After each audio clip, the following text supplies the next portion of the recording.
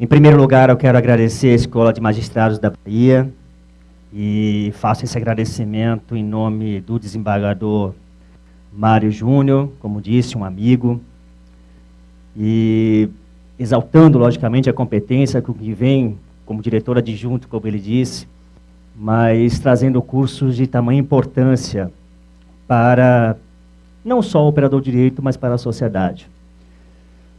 E quero estender esse agradecimento à escola, se me permite, desembargador. Também em nome do desembargador Nilson Castelo Branco, que é o diretor, muito embora não esteja presente, mas foi um dos autores do convite para estar aqui presente nesse momento. E homenagear a todos os funcionários dessa escola, em nome da querida Teca Quirino, que é com quem eu faço sempre as comunicações e sempre muito bem, diga-se de passagem, me atendeu sempre. Em todas as questões que nós tratamos. Além do amigo Sadraque, que foi quem também me fez uma ligação solicitando a presença, definindo a temática, e que sempre está à frente dos cursos da escola, todos eles com muita excelência. A todos aqui, indistintamente, desembargadores, juízes, advogados, servidores, operadores de direito em geral, estudantes, eu quero cumprimentá-los na pessoa do desembargador Abelardo Mata, e faço isso não só por ser um amigo e irmão que a magistratura me trouxe, mas, como disse bem o desembargador Mário, foi ele que teve a iniciativa de propor este evento e, diria eu, a ousadia de me indicar para que está presente. Espero, logicamente, estar à altura do que se pensou para este momento. Quando nós falamos na temática proposta, que é a dosimetria da pena, eu me recordo que quando eu recebi o convite para estar aqui, numa ligação primeira feita por Teca, eu estava na presença dos meus pais. E logo após que eu encerrei essa ligação, eu comentei com eles que eu teria recebido um convite para estar aqui na Escola de Magistrados da Bahia para falar sobre a temática da dosimetria da pena. E naquele momento, a minha mãe, com aquele olhar de mãe, dizendo: meu filho, eu estou aqui fazendo uma visita para você, para sua família, há mais de um mês, e eu já lhe vi passando aí por 2, 3 tribunais diferentes, viajando, e agora você está me dizendo que recebeu um convite para falar na Escola de Magistrados de Salvador, sobre essa tal de dosimetria. E eu lhe pergunto, como mãe, não pelo fato de você viajar, muitas vezes, dando esses cursos, mas você não está cansado de falar sobre essa dosimetria? E aí eu virei para ela, com aquele olhar de filho, e disse: eu estou me sentindo muito privilegiado nesse momento com a sua pergunta. E ela não entendeu, logicamente, o que eu quis dizer. Eu falei: eu explico. Guardadas as devidas realmente proporções, eu estou aqui me sentindo um verdadeiro Einstein no momento. E ela: por que está falando isso? Eu falei: não. Einstein nada a ver com o mundo jurídico, mas qual foi o grande feito dele? Ela disse: ele é um físico, teoria da relatividade. Eu falei: isso mesmo. Einstein girava o mundo falando sobre teoria da relatividade. Depois de mais uma palestra que ele fez em determinado país, quando ele estava retornando para o seu hotel, sempre na companhia do seu motorista, que ele acompanhava em todos os eventos, o motorista virou para ele no carro e para Einstein: senhor Einstein, posso lhe fazer uma pergunta? Ele: claro. O senhor não está cansado de falar sobre teoria da relatividade? E aí Einstein disse: por que está me perguntando isso? E aí ele respondeu: porque de tanto ouvir o senhor falar sobre esse tema, eu diria que hoje eu estou apto a falar sobre teoria da relatividade no seu lugar. E Einstein, então, se sentiu desafiado e disse: sem problemas. A próxima palestra que eu vou dar, quem vai fazer essa palestra é você. E eu, Einstein, vou ficar sentado na primeira cadeira que eu coloco ali na frente, reservada para você, motorista. Sem nenhum problema, doutor Einstein. Combinado. Para a surpresa de Einstein, o desafio dele foi aceito. Quando chega na palestra na semana seguinte, lá vai o motorista para o tablado, e Einstein se senta na primeira cadeira reservada para ele em todos os eventos. Cadeira esta, hoje, diga-se de passagem, não reservada ao meu motorista, longe disso, mas a minha mulher, a minha esposa, que me brindou com a presença dela hoje aqui na aula. A palestra se inicia, a palestra chega ao meio, a palestra se encerra, e no final dela, senhores, todos em pé aplaudem o motorista, inclusive Einstein. Só que Einstein, naquele momento, ao aplaudir o motorista, começa a fazer uma reflexão impressionante. Ele disse tudo o que eu falo sobre teoria da relatividade. Será que eu já estou na hora de mudar de área? Será que eu tenho que começar a estudar dosimetria para correr com o Ricardo Schmidt? E aí todo mundo começa a voltar aos seus lugares. E quando retornam aos seus lugares, então se abrem a possibilidade de perguntas.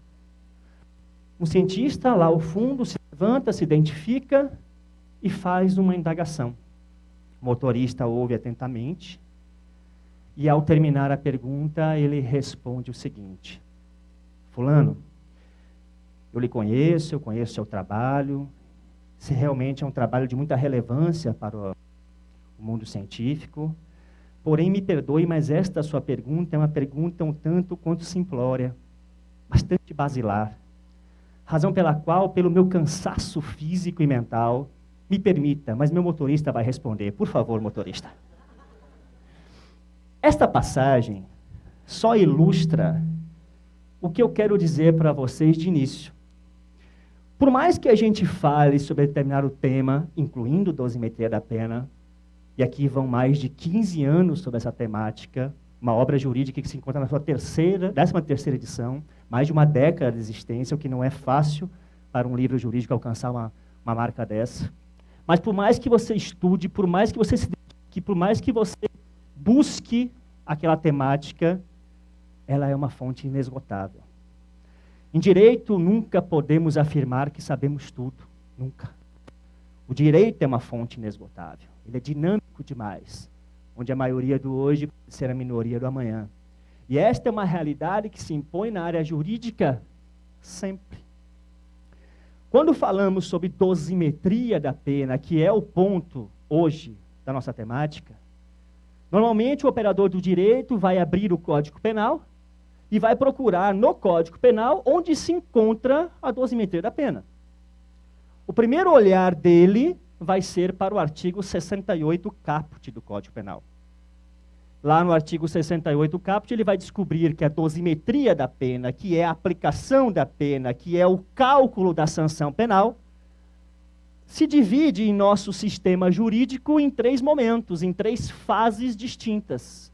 O artigo 68 caput traz claramente que nós temos uma primeira fase, onde se dosa algo chamado pena base, e a nomenclatura está ali, que é originário das circunstâncias judiciais que estão previstas no artigo 59 do Código Penal. Logo depois, a segunda parte do artigo 68 caput diz que, num segundo momento, o juiz vai analisar as circunstâncias atenuantes e agravantes, sendo que não existe uma nomenclatura de pena na legislação, mas a doutrina e a jurisprudência dizem que esta pena da segunda fase é a pena provisória ou pena intermediária. E num terceiro momento, uma terceira fase, diz o artigo 68 caput, que se estabelece uma análise das causas de diminuição e aumento de pena, onde também não há nomenclatura de uma espécie de pena, mas a doutrina e a jurisprudência chamam como pena definitiva. Quando eu olho para o artigo 68 caput, que é meu ponto de partida no Código Penal, eu vou então de imediato para o artigo 59 para descobrir quais são as circunstâncias judiciais para formarem a pena base. Só que vamos parar por aí. Nós temos que parar por aí já nesse primeiro momento. E quando eu começo a fazer uma análise desta forma, sem entender antes o que é efetivamente um sistema trifásico, sem entender a razão de existir de um sistema trifásico que vai além da análise apenas legal da legislação, que é o Código Penal, eu já começo a cometer equívocos. Porque eu tenho que entender, antes de qualquer análise que eu faça, a partir de qualquer dispositivo, não só do dispositivo referente à dosimetria da pena, que eu tenho que partir primeiro por uma análise constitucional. E o professor Aras, que é um dos especialistas sobre isso, com certeza vai me dar razão em relação a isso. Exatamente porque eu tenho que partir primeiro para entender quais são os pilares que sustentam isto, fora daquele meu sistema legal, e que estão previstos no meu ordenamento jurídico. Quando eu vou para o Supremo Tribunal Federal, quando eu vou para o Superior Tribunal de Justiça, eu encontro lá os 3 pilares que sustentam o sistema trifásico, ou seja, é a razão de existir dele. Não é porque o legislador quis pôr bonito, colocar 3 momentos, 3 fases distintas para chegar à pena definitiva do acusado. Não. Ele o fez porque ele está seguindo princípios, regras que devem ser observadas. E o primeiro pilar que sustenta esse sistema trifásico é um princípio constitucional, que é o princípio da individualização da pena.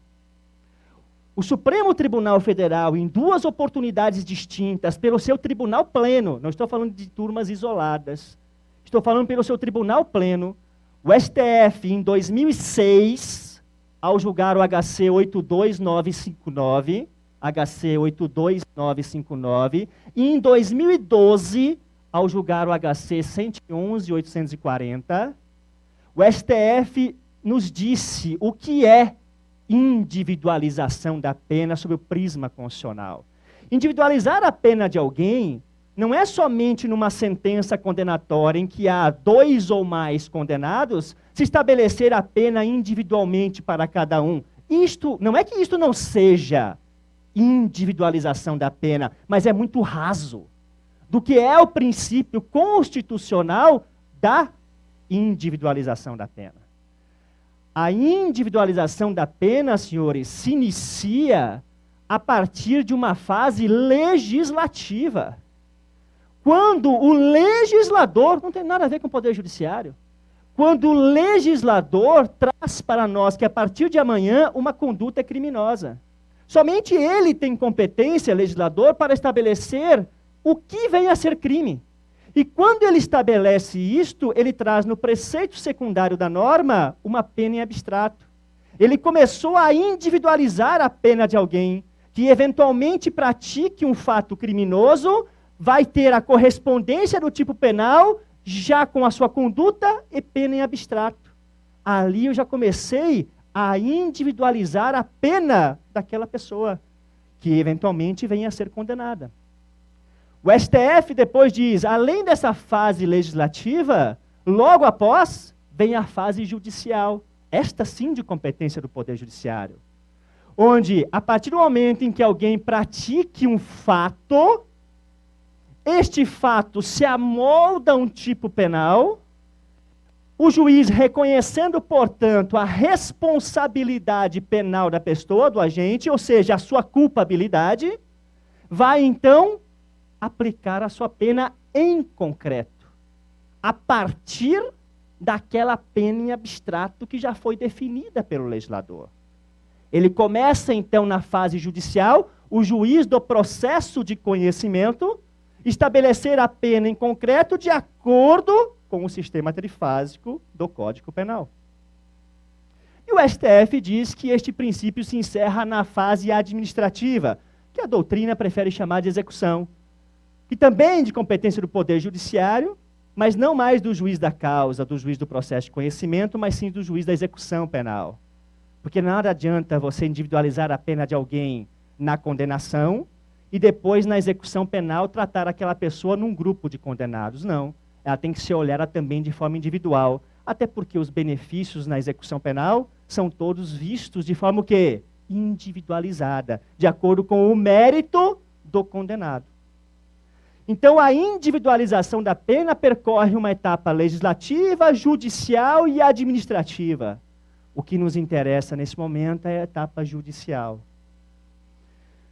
O segundo pilar que sustenta o sistema trifásico de aplicação da pena, por decisões reiteradas do STJ e do STF, e me parece com muita razão, é o que eu chamo de hierarquia das fases que compõem o sistema trifásico. O que é a hierarquia das fases? Vejam, quando nós falamos de sistema trifásico, trifásico é simples, são 3 fases. Quando nós falamos de sistema, muitos se perguntam o que é sistema? E aí quando nós paramos um pouquinho, nós vamos refletir sobre a palavra sistema, e a pergunta que vem é: sistema é uma palavra que tem origem no mundo jurídico? Não. Sistema tem muito mais ligação, a palavra, a terminologia, com o ramo da tecnologia da informação. O que é sistema? Sistema é um conjunto de componentes, sistema é um conjunto de elementos que estão agrupados de forma ordenada em busca de determinado resultado. São componentes que funcionam individualmente, mas também em conjunto, para que eu chegue a um resultado almejado. Isso é sistema. O que é sistema trifásico? É exatamente isso. Sistema trifásico é um conjunto de dados. Que dados são esses? Circunstâncias judiciais, circunstâncias atenuantes, circunstâncias agravantes, causas de diminuição, causas de aumento, que estão ordenados dentro do sistema, de forma escalonada, 3 fases, em busca de determinado resultado, que é a pena em definitivo do acusado. O sistema trifásico, portanto, nada mais do que qualquer outro sistema. Quando um sistema de tecnologia da informação não funciona de forma adequada, porque algum problema nele se instalou, o sistema se rompe, ele para de funcionar. Quantas vezes você está em um aplicativo eletrônico, ele parou de funcionar, ele se fecha.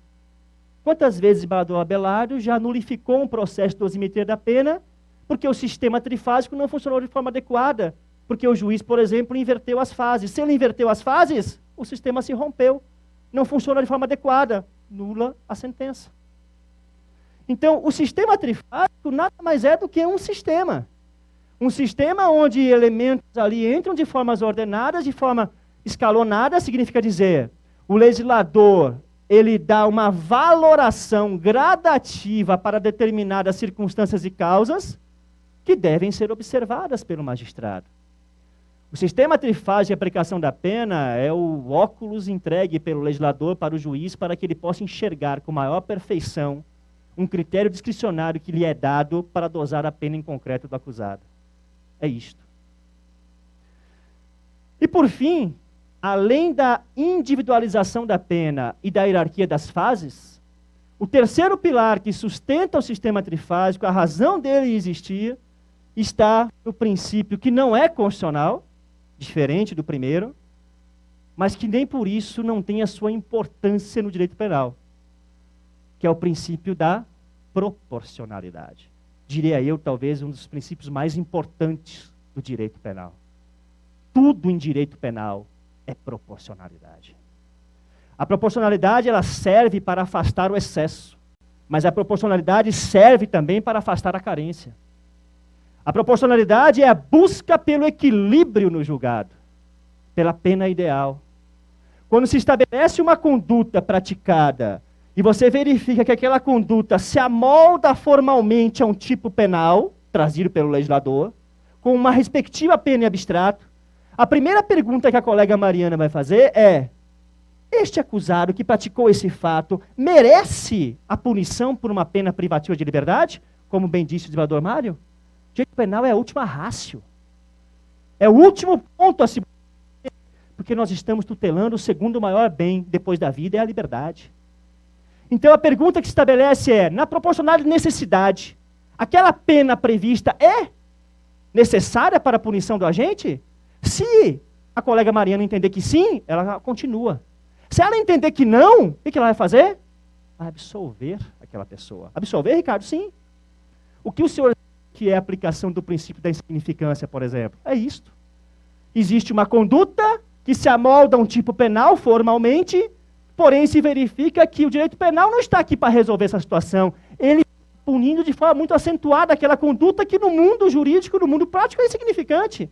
Não há necessidade de aplicação de uma pena para ele. A sentença é absolutória. Agora, se entender que aquela pena é necessária, pronto. Vamos passar para o segundo estágio da proporcionalidade, que é a proporcionalidade adequação. Verificar naquele fato, quando possível, qual é a melhor pena, ou seja, qual é a pena mais adequada para se aplicar para alguém.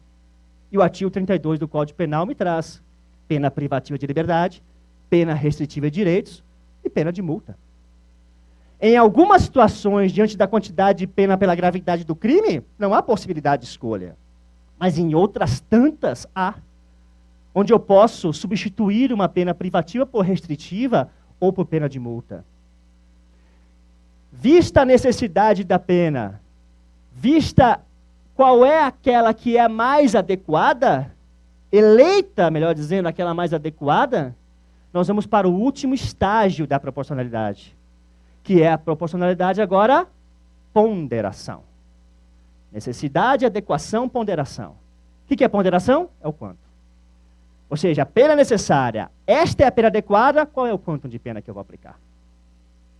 E aqui reside a proporcionalidade, em busca daquela pena justa. Hoje, por exemplo, eu estou atuando aqui nessa minha fala com total busca da proporcionalidade. Em que sentido? Eu não posso falar sobre dosimetria da pena de forma muito aprofundada, porque eu posso ter muitas das pessoas que estão aqui presentes que não vão entender a temática, porque estão cursando a faculdade ou estão estudantes de direito. Mas também não posso falar de forma muito rasa, porque um desembargador, um magistrado que atua diariamente, vai dizer, para que eu vim assistir essa palestra? Eu tenho que encontrar, então, uma linguagem o quê? De equilíbrio. Onde eu possa trazer para vocês a temática da dosimetria da pena de forma bastante equilibrada, em que todos possam sair daqui com algo que se ganhou nesta noite. E é isso que se estabelece na proporcionalidade da sanção penal. Se eleger aquela pena que é justa a punição daquele fato praticado pelo agente. A pena ideal. Os três pilares que então sustentam esse sistema de dosimetria da pena, eles são o ponto de partida para somente depois eu poder retornar ao Código Penal. Quando um colega magistrado, que é aquele que atua diariamente com o processo de dosimetria, entende a razão de existir do sistema trifásico, ele melhora muito a percepção dele da aplicação da pena. Muito. Voltando para o artigo 68 caput do Código Penal agora, a primeira fase se estabelece a partir da análise das circunstâncias judiciais, que formam, segundo dicção legal, a pena base. A pena base, portanto, é a primeira pena em concreto. Vejam que se nós tivermos um gênero, nós temos pena em abstrato e pena em concreto. Pena em abstrato, de competência do legislador, trazida no preceito secundário do tipo. Pena em concreto, de competência do juiz sentenciante, ao condenar alguém para aplicá-la. Sendo que esta pena em concreto se divide em três espécies de pena. Pena base, pena provisória e pena definitiva, de acordo com cada fase do sistema trifásico. A pena base é a primeira pena em concreto. É aquela que se estabelece a partir da análise das circunstâncias judiciais do artigo 59. Ricardo, que circunstâncias são essas? São 8 circunstâncias. São 8 circunstâncias previstas taxativamente no artigo 59 do Código Penal. Culpabilidade, antecedentes, conduta social, personalidade. Motivos do crime, circunstâncias do crime, consequências do crime e comportamento da vítima. 8 circunstâncias que devem ser analisadas sempre, todas elas, para se chegar à pena base. No passado, o STF entendia que bastava o juiz motivar aquelas que fossem desfavoráveis. Ele não precisaria falar na sentença sobre aquelas que fossem favoráveis ou neutras. Esse entendimento se alterou totalmente na jurisprudência e não poderia ser diferente. Pelo princípio da paridade de armas, não basta o réu ter conhecimento do porquê a pena dele foi exasperada por uma circunstância desfavorável. O juiz sentenciante tem que dar também a motivação para a acusação, seja ela pública, seja ela privada, seja para o assistente de acusação, do porquê motivo ele entendeu que uma circunstância é favorável ou neutra que não altera a pena do acusado. Ou seja, tem que dar motivação para que ambos possam eventualmente recorrer à decisão. Então, hoje se entende que todas as circunstâncias devem ser analisadas individualmente para cada acusado, para se chegar à pena base. E quando nós falamos sobre circunstâncias judiciais, se inaugura aqui a maior tormenta da jurisprudência. Por quê? Se nós olharmos para um trabalho recentemente publicado, trazido à tona por 2 ministros, ministro Barroso do STF e ministro Rogério Schietti do STJ, com base nesse estudo que eles fizeram dos últimos 10 anos, no STJ e no STF, os últimos 10 anos, as decisões de primeiro grau que lá chegaram e qual foi o resultado que se deu em grau de recurso, nós podemos afirmar com este critério objetivo que os juízes Brasil afora julgam muito bem. Julgam muito bem. Porque esse resultado demonstrou que apenas 0,6% das sentenças de primeiro grau são reformadas nos tribunais superiores, no que tange ao mérito. Sentenças que eram absolutórias e se tornaram condenatórias, ou que eram condenatórias e se transformaram em absolutória. 0,6 de um universo, não estou falando de Bahia, do Brasil todo, é um número bem irrisório. Por outro lado, essa pesquisa traz para nós um outro elemento preocupante. Porque se de um lado eu posso afirmar que os juízes no que tange análise probatória de mérito estão bem, ao revés, quando se analisa a sentença condenatória e faz um recorte em relação a ela, esse trabalho demonstrou que este número aumenta quase 15 vezes de reforma no que tange ao processo de aplicação da pena, de dosimetria, onde os tribunais revisitam a dosimetria da pena para alterar, para mais ou para menos. Então, se de um lado os juízes julgam bem, do outro eles estão pecando no quê? Na dosimetria da pena. E os tribunais preocupados com isso, porque isto causa algo chamado insegurança jurídica, começam a criar critérios, começam a criar balizamentos para o processo de aplicação da pena. E tudo se inicia na análise do artigo 59 do Código Penal. E quando eu olho para o artigo 59 do Código Penal, sem dúvida nenhuma, de todas as fases do sistema trifásico, é aquela que se revela como sendo a mais complexa, onde há uma alteração nos julgados dos tribunais superiores de forma mais acentuada. E até porque não é diferente, não poderia ser diferente, porque se eu estou falando de 3 fases, se o juiz analisa as circunstâncias judiciais e fixa a pena base de forma errada, quando vai para a segunda e para a terceira fase, o efeito é cascata. É bola de neve. Ele já está incidindo uma agravante, uma atenuante em cima de uma pena que não está correta. Ele incide uma causa de diminuição, aumento de uma pena que não está correta. O efeito é cascata. Então, as circunstâncias judiciais são o verdadeiro tormento, muitas vezes, dos julgados. E ali eu inicio falando sobre culpabilidade. O que é culpabilidade? Culpabilidade é o grau de reprovação da conduta. Culpabilidade, veja, a culpabilidade tem que ser entendida no processo de aplicação da pena como algo diferente do que aquilo que se reconheceu na própria sentença condenatória. Porque não há dúvida, senhores, de que se eu estou aplicando a pena a alguém, esta pessoa é o quê? Culpada?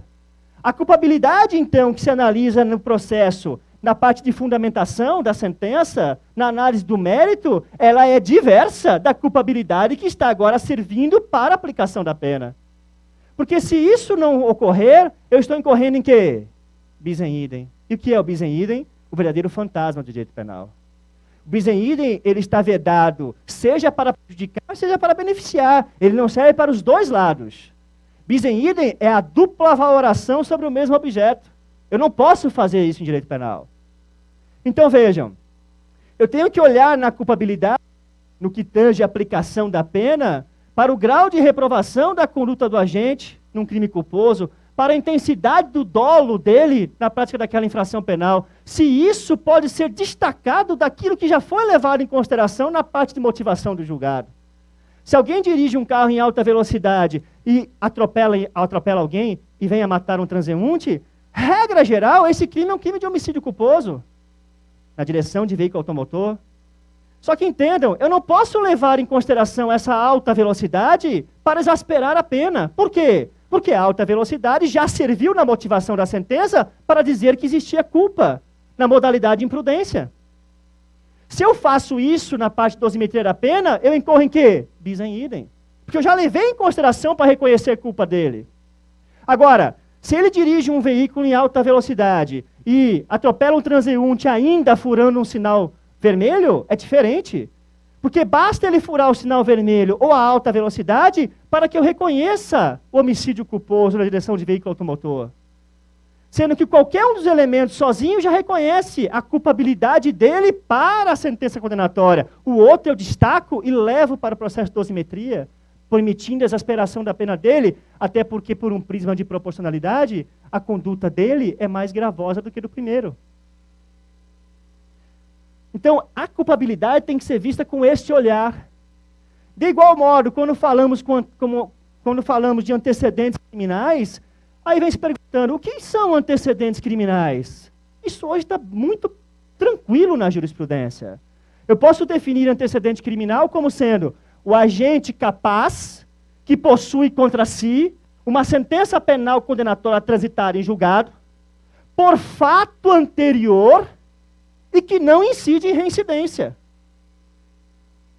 Por que, Ricardo, agente capaz? Porque somente aquele que é imputável pode ter antecedente. Se eu tiver inúmeras condenações dele por ato infracional que não é crime, respondeu uma representação que não é uma ação penal, foi aplicada a pena mais grave para ele, que não é, aqui seria, no caso, uma medida socioeducativa de internação, que não é nem pena. Isso tudo, mesmo que transitar em julgado, não gera para ele antecedentes. Pode valer para efeitos cautelares. É outra situação. Para uma eventual prisão preventiva, por garantia da ordem pública, a jurisprudência aceita, mas para fins de julgamento na sentença e aplicação de pena, ele tem que ter uma sentença penal condenatória pela prática de um crime ou contravenção. E só quem pratica crime ou contravenção é o imputável. Transitada em julgado, princípio da presunção de inocência, aqui se aplica, e já tivemos oscilação na jurisprudência, mas hoje é reconhecido, inclusive, por um entendimento sumular, a súmula 444 do STJ, que impede, e não poderia ser diferente, o reconhecimento de inquéritos policiais em andamento, de ações penais em andamentos como sendo antecedentes. Não há como se admitir isso.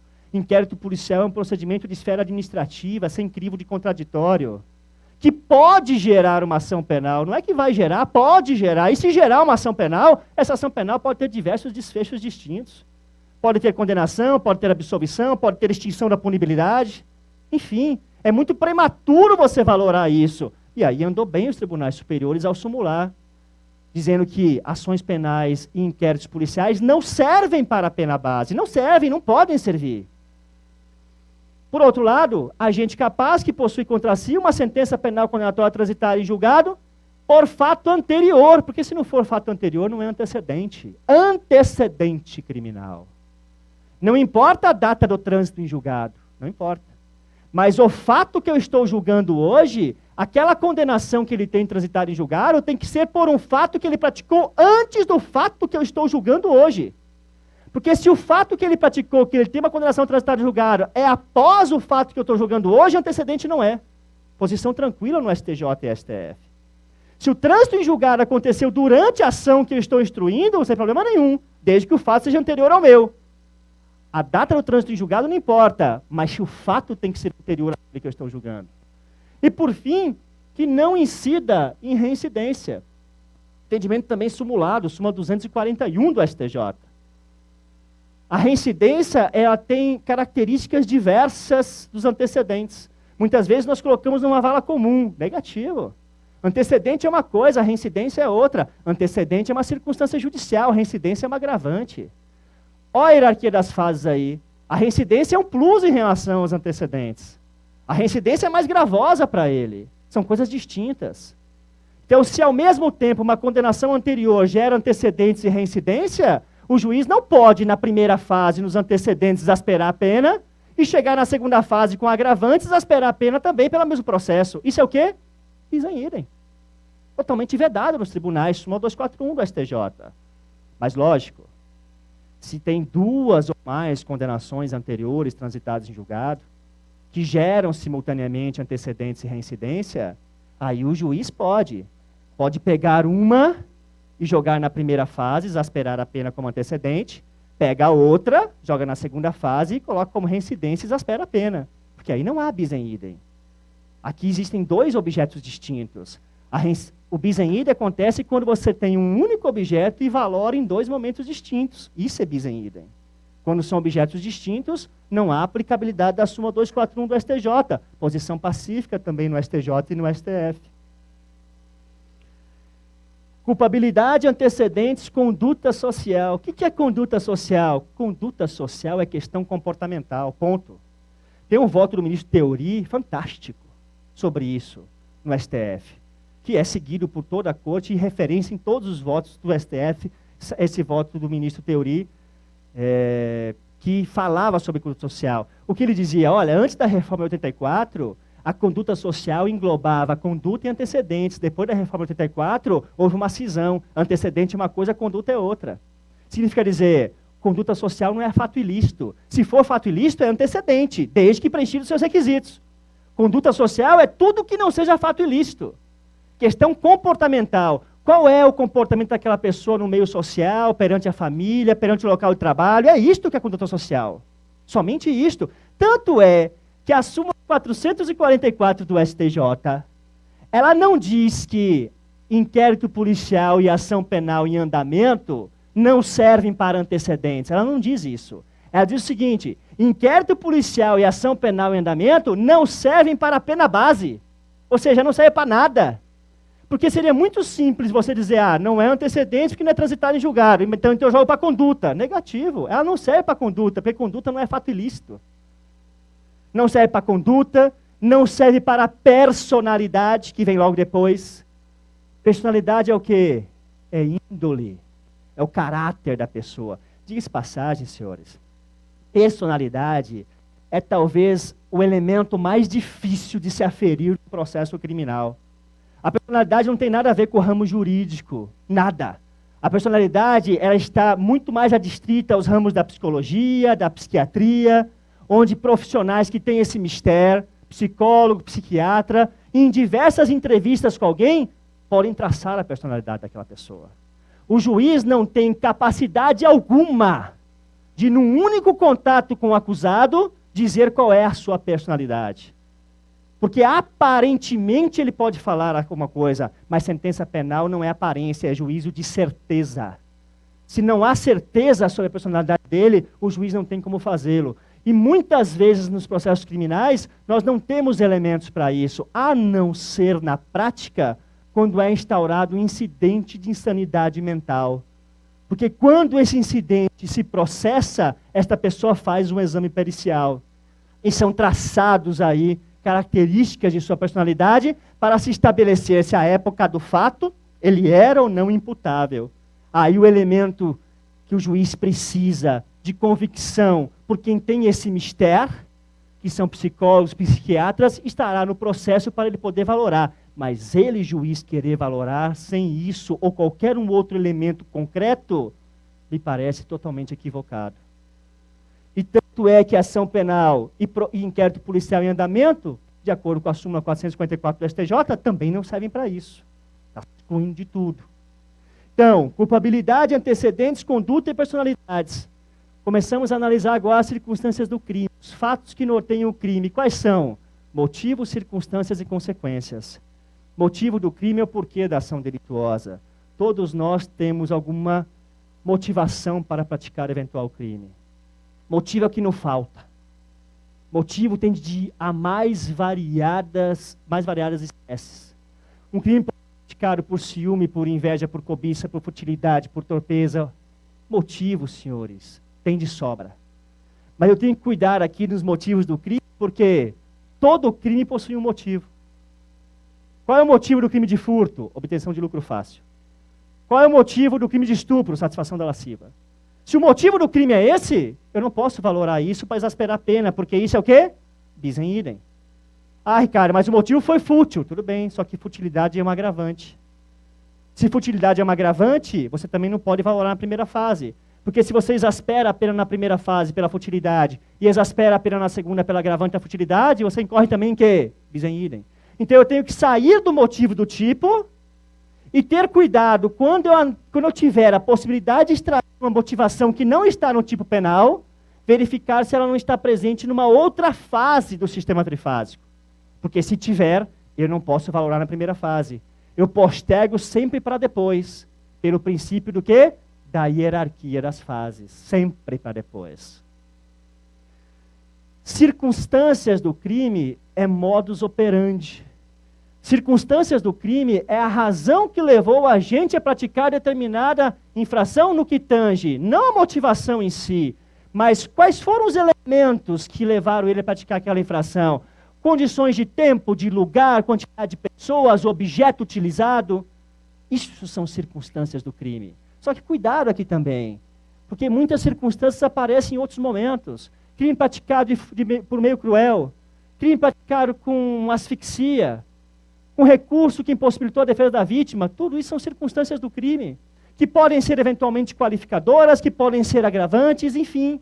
Eu tenho que cuidar para não incorrer também no bis in idem. Então, circunstâncias do crime é modus operandi. Já consequências do crime, que é a última das três, motivos, circunstâncias e consequências, é o resultado da ação. E esse resultado da ação delituosa, vou cair na mesma situação da motivação. Porque todo crime possui um resultado próprio do tipo. Assistindo um júri, o juiz condenou, o conselho de sentença, melhor dizendo, reconheceu a culpabilidade, o juiz aplicou a pena, e ele chega na processo de dosimetria e diz o seguinte: as consequências do crime de homicídio foram graves, à vista da perda de uma vida humana. E aí exaspera a pena. E aí eu pergunto, qual é a consequência de um crime de homicídio? É a perda da vida humana. Ele não pode exasperar por isso, porque esse motivo é próprio do tipo. Assim fazendo, ele está incorrendo em quê? Bis in idem. Agora, diferente é alguém que entra numa agência bancária para sacar um dinheiro, está indo para casa, é abordada na rua, se subtrai aquele valor que ele sacou, e naquele momento se dá um tiro, mata aquela pessoa, nós temos um crime de latrocínio, se verifica que aquela pessoa que morreu era um pai de família, tinha 3 filhos menores, a mulher estava grávida e ele era o único que trabalhava. Opa!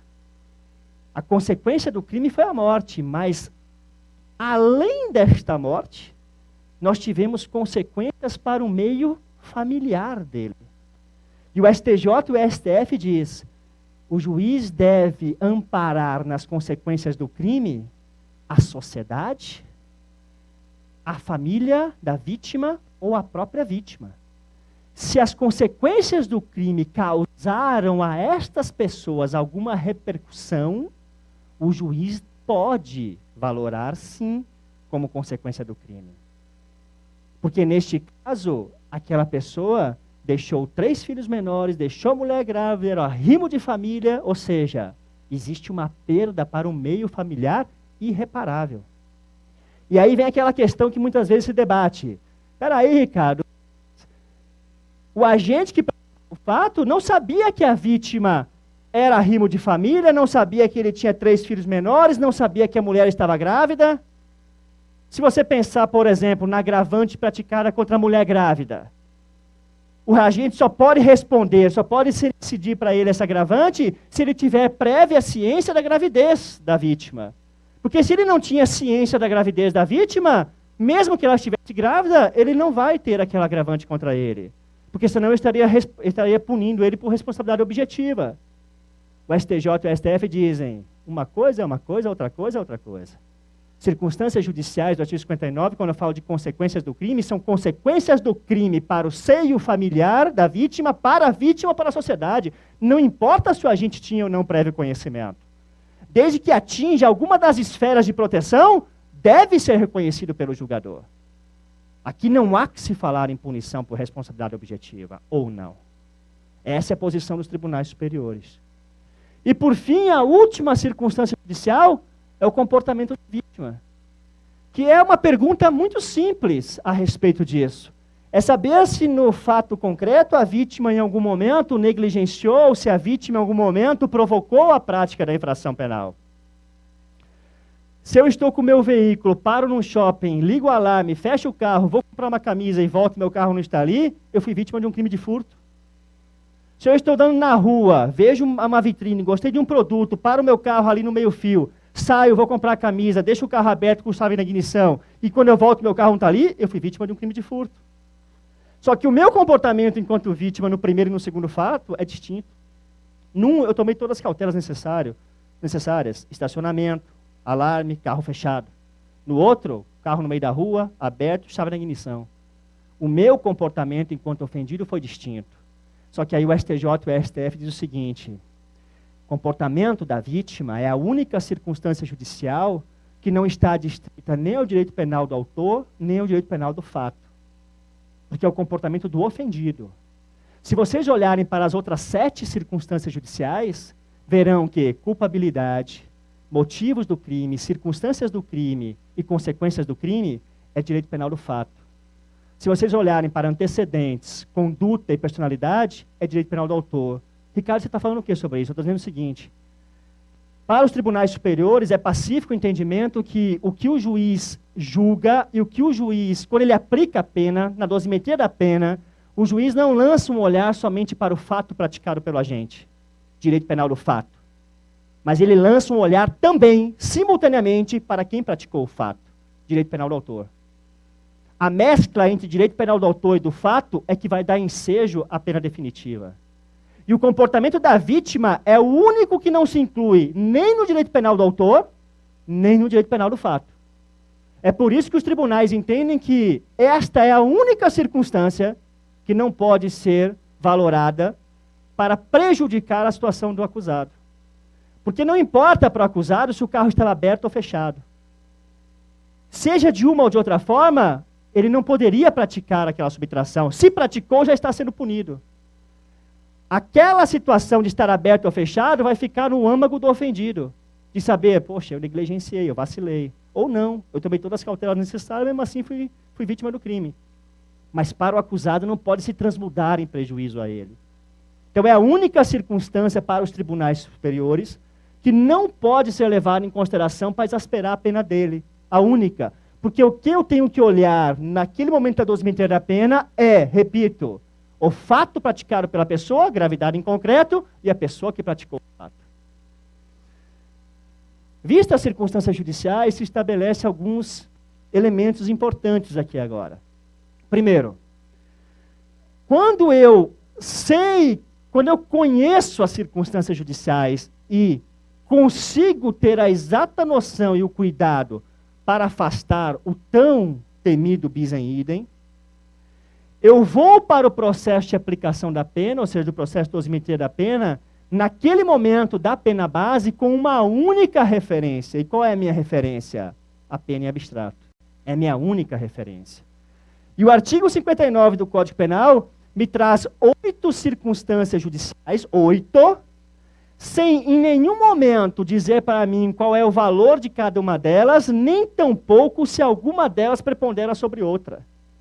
Apenas se estabelecem 8 circunstâncias judiciais e se diz para o juiz o seguinte: juiz, com elas, dose a pena base. Sendo que o único referencial que eu tenho é o inciso 2, que vai dizer o seguinte: a pena base tem que ser dosada dentre os limites previstos em abstrato.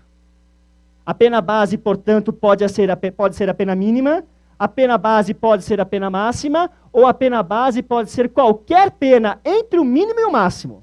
Ela não pode ser aquém do mínimo e não pode ser além do máximo, por expressa disposição legal. Situação esta tranquila e pacificada na jurisprudência do STJ e STF. Perfeito. Se eu tenho este regramento, se estabelece aí algumas questões importantes. Primeira questão: qual é o ponto de partida para a fixação desta pena base? A ponto de partida para a fixação da pena senhores, qual é? O ponto de partida, de onde que eu parto para fixar a pena base? Da pena mínima. Ah, Ricardo, mas eu fiz uma leitura de algum doutrinador que disse que o ponto de partida para a fixação da pena base não é a pena mínima, é o ponto médio. Outro doutrinador me disse que o ponto ponto de chegada. O que é o ponto? O ponto médio é o intervalo de pena. Se eu tenho, por exemplo, um crime de estelionato, pena de 1 a 5. São 4 anos. Metade de 4 são 2, perfeito? O ponto médio, portanto, é essa metade do intervalo, que são 2. Quando eu somo a pena mínima, dá 3. Quando eu diminuo a pena máxima, dá 3. Então, meu ponto médio são 3 anos. De 1 a 5, ponto médio 3. Se eu estou diante de um crime de roubo, 4 a 10. Qual é o ponto médio do crime de roubo? 7 anos. É aquele ponto que está no meio daquele intervalo. Alguns doutrinadores dizem o seguinte: esse ponto médio é o ponto de partida. Outros dizem, esse ponto médio é o ponto de chegada máximo. Nenhum, nem outro.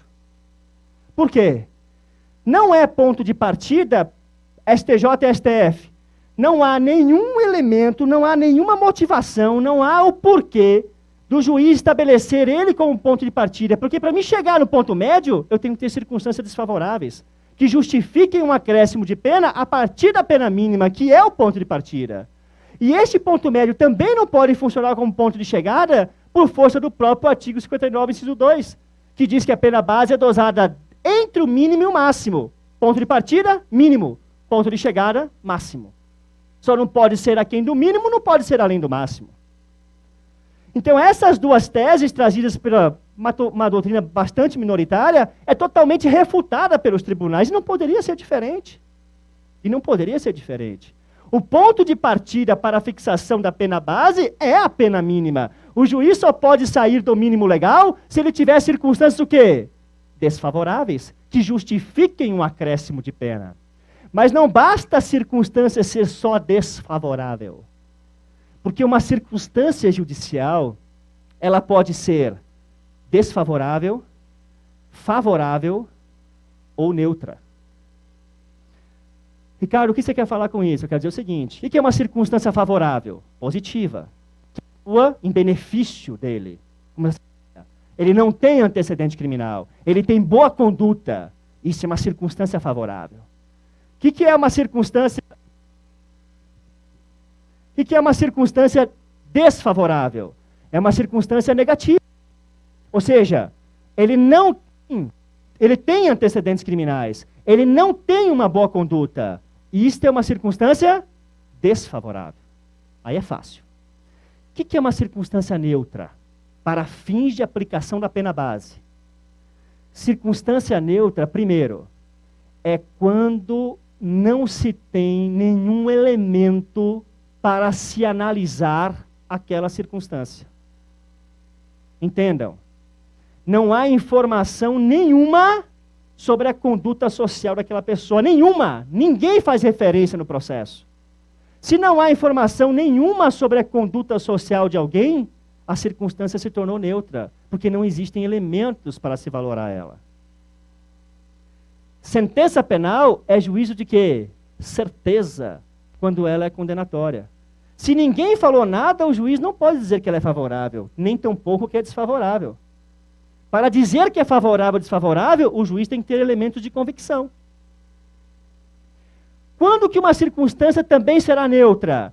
Quando, apesar de, na essência, ela ser desfavorável, ela está inserida no próprio tipo penal. O que impede a sua valoração para se evitar o bis in idem.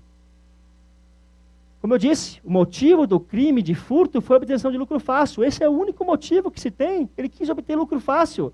Isto está inserido no tipo. A circunstância, na sua essência, é desfavorável, mas para fins de fixação da pena, ela se torna neutra. Porque eu não posso valorar aquela circunstância, senão eu vou incorrer em bis in idem. E uma circunstância também pode ser neutra quando, também desta forma, ela é desfavorável, porém ela está numa segunda ou numa terceira fase do sistema trifásico. O motivo do crime é fútil, mas a futilidade é uma agravante. O motivo do crime é torpe, mas a torpeza é uma agravante. Então, qual é o motivo do crime? É fútil de valorar. Porque a futilidade é uma agravante. Então, ela se tornou neutra na primeira fase. Ela não vai influenciar na pena. Por quê? Porque quando eu chegar na segunda fase, eu vou agravar a pena. Uma única vez. É por isso que tem que se estabelecer uma diferença importante entre reconhecimento e valoração. Reconhecimento é uma coisa, valoração é outra. Reconhecimento em direito penal se faz quantas vezes aparecer. Se na sentença aparecer uma situação por 10 vezes em momentos distintos, se reconhece as 10 e valora apenas uma. Mas reconhece as 10. Eu reconheço, porque, entendam, se alguém tem antecedente criminal que gera ao mesmo tempo a reincidência, você já sabe, a reincidência é uma agravante, sim. Mas quando você chega na pena base, nas circunstâncias judiciais, que tem os antecedentes, você vai dizer o quê? Que ele não tem antecedentes? Não, você vai dizer que ele tem antecedente. Você reconhece, mas não valora. Você posterga a valoração daquilo para a segunda fase, porque é uma agravante. Quando chega na segunda fase, você vai reconhecer de novo aquela situação agora como reincidência. E agora valora. Reconhecimento se faz sempre, valoração uma única vez, para evitar o bis in idem. Então, diante dessas 3 situações que surgem para uma circunstância judicial, favorável, desfavorável e neutra, o que vai implicar na possibilidade do juiz sentenciante sair do mínimo legal? Somente a circunstância o quê? Desfavorável. Aquela que foi reconhecida e valorada. Porque se ela foi só reconhecida, mas não foi valorada, ela se tornou neutra. E aí não implica em nenhuma mudança. Para fins de fixação da pena base, portanto, a circunstância favorável e a circunstância neutra assumem o mesmo papel. Impedir que o juiz saia do quê? Do mínimo legal. O juiz só pode sair do mínimo legal quando ele tiver circunstância desfavorável, reconhecida e valorada na primeira fase. Perfeito? Para além disso, aí vem a pergunta, Ricardo, se alguém tiver das 8 circunstâncias 7 positivas e uma negativa, a pena base dele vai ser a pena mínima? Repito, se alguém tiver das 8 circunstâncias 7 positivas e uma só negativa, a pena base dele vai ser a pena mínima? Não. Porque não existe posição pacífica do STJ e STF, não existe na primeira fase o que nós chamamos de compensação de circunstâncias. Porque se eu admito o instituto da compensação, onde uma positiva anula uma negativa, eu diria o quê? São 8? Basta ele ter 4 favoráveis. Se ele tiver 4 favoráveis, menos que as outras 4 forem desfavoráveis, a pena base seria a pena mínima, negativo. Se ele tem apenas uma desfavorável, a pena base dele já não é mais a pena mínima. Alguém tem direito a ter pena mínima? Resposta positiva. Quando que alguém tem direito a ter pena mínima? Quando ele não tem circunstância desfavorável. Ou todas são favoráveis, ou todas são neutras, ou metade favorável, metade neutra. Se ele tiver uma desfavorável só, basta uma, a pena base dele já não será mais a pena mínima. Porque ele vai ter exasperado a pena. E aí se estabelece agora a necessidade de ver o quê? Qual é o quanto de exasperação dessa pena? Como é que eu vou transitar nesse processo de dosimetria da primeira fase, que é a pena base? Se estabelece, então, na jurisprudência um critério ideal hoje que os senhores veem em inúmeros julgados de STJ e STF, que é um critério de 1/8. O que é esse 1/8? Esse 1/8 não surge do nada. Esse 1/8 é uma construção jurisprudencial. O que o STJ e o STF verificam? Bom, quando eu olho para o artigo 59, a pergunta que se estabelece é: quantas circunstâncias judiciais eu tenho? 8. Perfeito. 8 circunstâncias. Em algum momento, o legislador me diz no artigo 59 que alguma circunstância prepondera sobre outra, ou seja, que é maior do que outra? Não. Ele me dá 8 circunstâncias e diz, a partir disso daí, fixe a pena base entre o mínimo e o máximo, ponto. Se assim ele faz, o que o STJ e o STF entendem? São 8 circunstâncias sem grau de preponderância. Então, em verdade, cada circunstância vale uma parte de 8. Elas têm o mesmo valor. É por isso que surge 1/8. 1/8 vem dessa razão de existir, desse entendimento que os tribunais consolidam. E aí se estabelece esse entendimento de 1/8 para cada circunstância o quê? Desfavorável. Mas aí vem um doutrinador X que fala o seguinte, espera aí, gente, tudo bem, entendi. Mas o STJ e o STF não dizem que a última circunstância, comportamento da vítima, não serve para nada? Se não serve para nada, então não são 8, são 7. Se são 7, não é 1/8, é 1/7. Aí vem o STJ e o STF e dizem, negativo. Quem disse? Olha para o artigo 59, quantas circunstâncias tem lá? 8. Você não pode extrair uma, tirar uma numa questão jurisprudencial. Ela existe, eu estou dizendo que não pode valorar, mas ela está lá, ela existe. Até porque se eu retiro num plano jurisprudencial, presente na lei, eu estou criando um critério em malamparte. Um 7 é maior que um oitavo, eu não posso fazer isso. Então permanece o critério de um oitavo. Ricardo, então, esse critério de um oitavo é o que aplica na jurisprudência hoje? Sim. E esse critério é um critério que se torna hoje aplicado, por quê? Porque não é um critério fixo. É um critério mutável. Não é imutável, ele é mutável. E por que mutável? Entendam. Determinado juiz, por exemplo, para ter uma questão de coerência e proporcionalidade, ele pensa o seguinte, bom, eu preciso julgar sempre com coerência. Então, julgando com coerência, a partir de hoje, todo condenado que passar por mim aqui, que eu for aplicar a pena, que eu passar pelo sistema trifásico, dosimetria, eu vou estabelecer 1 ano a mais de pena para ele quando tiver uma circunstância judicial desfavorável. Quando eu crio um critério, 1 ano de pena a mais para ele, qualquer condenado que seja por qualquer crime que ele praticou, eu estou falando o seguinte, bom, eu estou sendo coerente, todo ele vai ter 1 ano a mais de pena. Só que quando o juiz faz isso, ele cria um critério que é totalmente o quê? Incoerente. Quando ele julga um crime de furto simples, a pena é de 1 a 4. Se tem uma circunstância desfavorável, a pena base passa a ser 2. Perfeito? Pelo critério dele, 2. 2 anos, ele dobrou a pena mínima.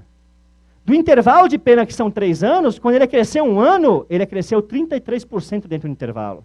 Fica claro isso para vocês?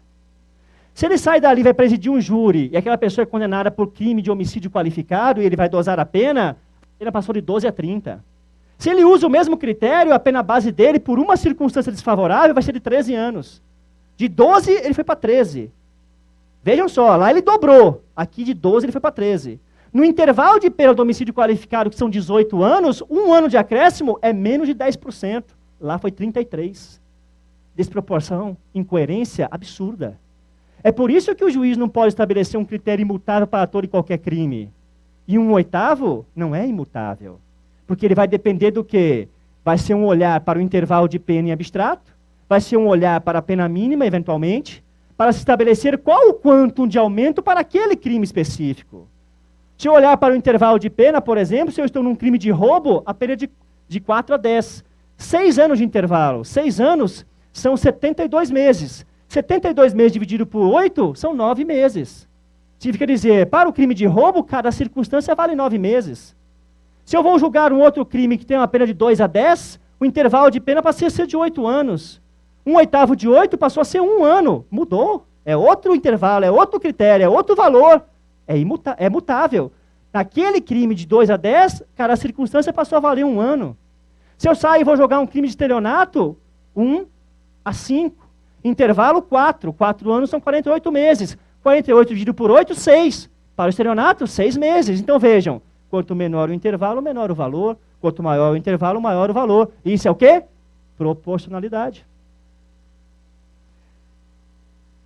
Ricardo, o STJ e o STF engessaram esse 1/8? Não. Diante da gravidade em concreto da infração, o juiz pode estabelecer de forma motivada para uma circunstância judicial desfavorável um patamar de até 1/6. Até 1/6.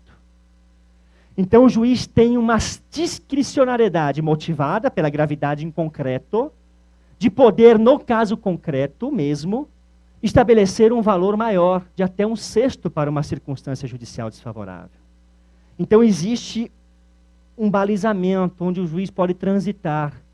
Porque vejam, existem situações que isto é necessário. Se você tiver 2 pessoas que praticaram um crime de roubo, corréus, eles são condenados, hipoteticamente, à mesma pena base. Melhor dizendo, nós estamos falando de pena base. Vamos imaginar que dos corréus, um deles tem antecedente criminal, por conta de uma condenação transitada em julgado. Uma que não gera reincidência, mas gera antecedentes. O outro corréu também tem antecedente criminal, mas não com base numa condenação só, mas sim 3, que não geram reincidência, mas geram antecedentes. Aí eu pergunto, é justo que aqueles corréus tenham, no que tange aos antecedentes, o mesmo acréscimo de pena? Se um tem uma condenação que gera antecedente e o outro tem 3? Lógico que não. Então o juiz, de forma motivada, pode estabelecer para o primeiro um valor ideal, que é valor, vamos assim dizer, na jurisprudência tido como sendo aquele ideal de 1/8 para cada circunstância, e o outro, pela gravidade em concreto, estabelecer um valor diferenciado, de 1/6 até 1/6. Recentemente não, no ano passado eu estive em Minas Gerais, em Belo Horizonte, em uma palestra que eu dei num curso, na mesa que tinha comigo estava sentada uma ministra do STJ. Essa ministra do STJ, e eu falei sobre o princípio da proporcionalidade, somente ele, a pedido daquele curso. Quando eu retornei para a mesa e sentei ao lado dela, ela virou para mim, Esbaldor Abelar, e disse o seguinte: menino, você sabe, ela falou menino, que a gente estava conversando, nós estávamos brincando, ela falou: menino, você sabia que esse critério que você está falando aí de 1/8, de 1/6, é o critério que eu uso no meu gabinete, inclusive lá tem já uma calculadora de pena com esse critério. O que ela estava me dizendo? É exatamente esse o critério que o STJ balizou. E ela me dizia, esse critério a jurisprudência balizou no STJ, por quê? Porque chegavam muitos casos, Brasil afora, bastante semelhantes, com penas muito distintas. Nós tivemos que criar um critério para nos trazer o quê? Segurança jurídica. De não engessar o sistema trifásico, não engessar a primeira fase da pena base, mas criar um critério que me trouxesse para casos bastante próximos penas semelhantes. E é isso que ela me diz, dizendo que esse é o critério que se utiliza no gabinete dela. Ricardo, por que o máximo de 1/6? Porque 1/6, senhores, é o valor que os tribunais superiores levam para uma atenuante ou uma agravante. Este é o valor ideal da jurisprudência para uma atenuante ou uma agravante.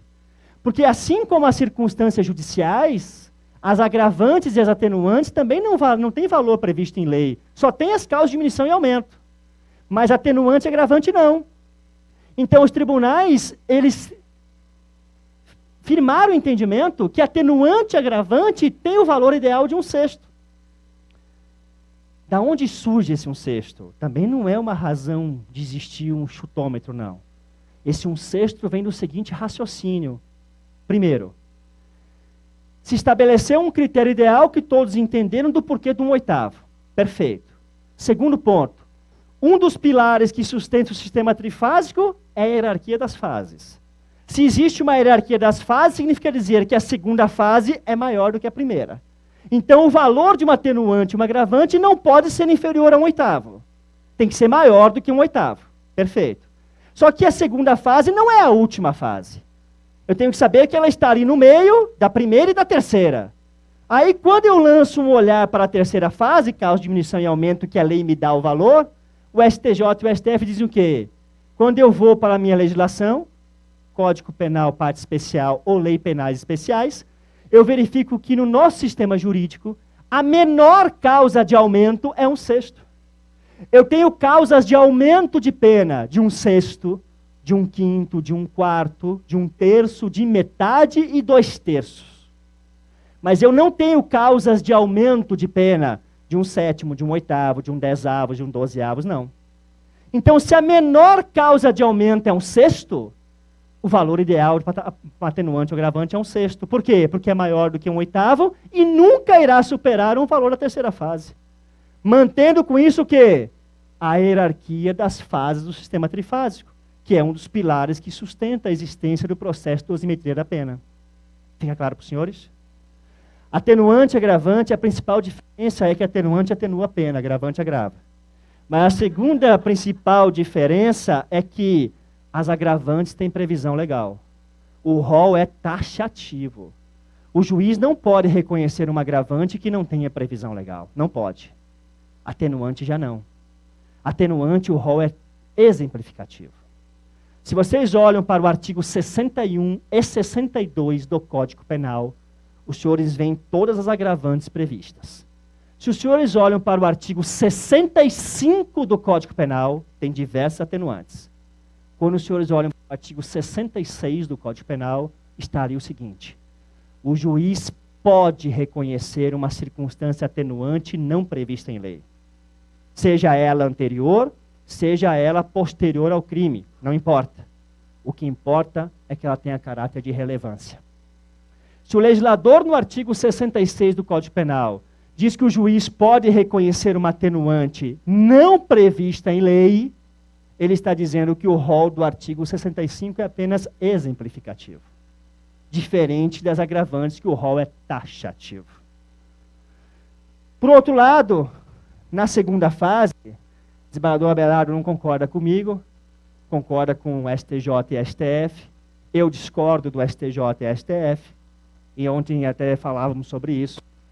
Na segunda fase, também, por força do entendimento sumular, súmula 231, a pena provisória ou a pena intermediária, que é a pena da segunda fase, não pode ser dosada aquém do mínimo e nem além do máximo previsto em abstrato. Então vejam, na primeira fase, pena base, por força de disposição legal, artigo 59, inciso 2, a pena base ou será a pena mínima ou a máxima ou qualquer intervalo no meio, não pode ir aquém nem pode ir além. Na segunda fase não há disposição legal, mas há o entendimento jurisprudencial consolidado pela súmula 231 do STJ, aplicável no STJ e no STF, de que na segunda fase o reconhecimento de circunstâncias atenuantes não pode conduzir a pena aquém do mínimo. Ricardo, a súmula só fala em atenuante. Sim, mas aí o STJ e o STF dizem. Eu estou falando da segunda fase, que é atenuante e agravante. Se eu estou dizendo que atenuante não pode aquém do mínimo, por lógica que agravante não pode além do máximo. É uma interpretação extensiva da súmula. Então eu não preciso editar uma nova súmula para dizer isso. Então se aplica a súmula 231 para atenuante, e por interpretação extensiva a ela, se aplica também para agravantes, impedindo que a pena saia dos limites indicados pelo tipo. Para os tribunais superiores, portanto, somente na terceira e última fase, causa de diminuição e aumento, é que a pena pode ir aquém do mínimo e além do máximo. Antes disso, não. Essa é a posição dos tribunais. E depois, no final desse encontro, eu vou falar um pouquinho da súmula 231, mas só no finalzinho.